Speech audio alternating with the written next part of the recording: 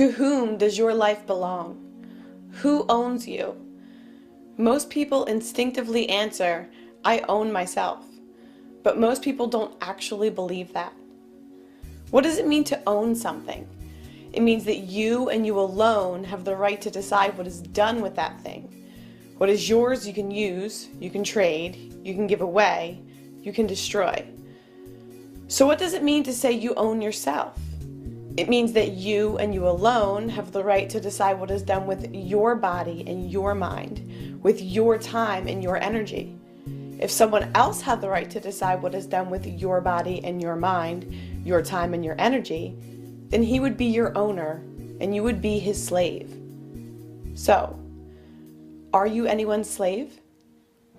Do you pay taxes? Do you feel obligated to obey whatever the politicians decide to call law? Do you imagine that someone else has the right to control you, to rule you? Do you vote?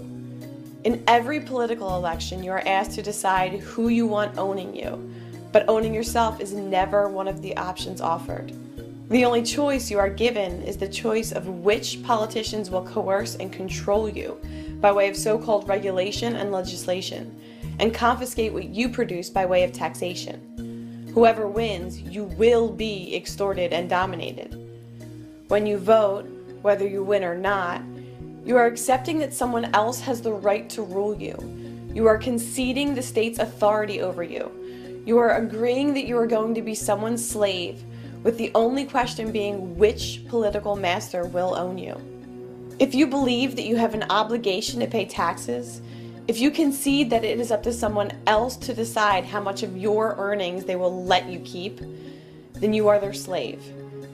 If you own yourself, you don't need the permission of anyone, any individual, any group, any collective, any country, any legislature, to run your own life, make your own choices, and keep the fruits of your own labor. As long as the politicians see you voting, petitioning, protesting, and campaigning, begging for tax cuts, whining for different legislation, as long as they see you timidly obeying whatever commands they issue, while begging them to change their so-called laws, then they know that they own you in mind and body. Writing or calling your congressman merely tells him that you still think he's important, that you still view him and his fellow parasites as authority, and that you still think it's his choice whether to let you be free or not. As long as you play their games and legitimize their system, obeying their so-called laws and paying their so-called taxes, acting as if they are your rightful lords and masters, the tyrants know they have nothing to fear. The slave master doesn't mind his slaves pitifully begging for mercy, as long as they keep obeying and keep producing wealth for the master to steal. Those in power aren't worried about elections or petitions. What they do fear is that one day their victims will realize the truth, will stop believing in the divine right of politicians, will stop calling liars and crooks lawmakers, will stop calling the tyrants, mercenaries, law enforcers, will stop believing that anyone has the right to rule them, will stop imagining authority where there is none, will realize that they own themselves, and will stop bowing to the parasitical, anti-human beast called government. If you own your time and effort, and the fruits of your labor, then stop asking nicely to be allowed to keep it. If you own yourself, then stop asking nicely for legislative permission to run your own life. If you actually believe in unalienable rights, in individual liberty, in freedom, then stop asking nicely for the sociopathic parasites to let you be free.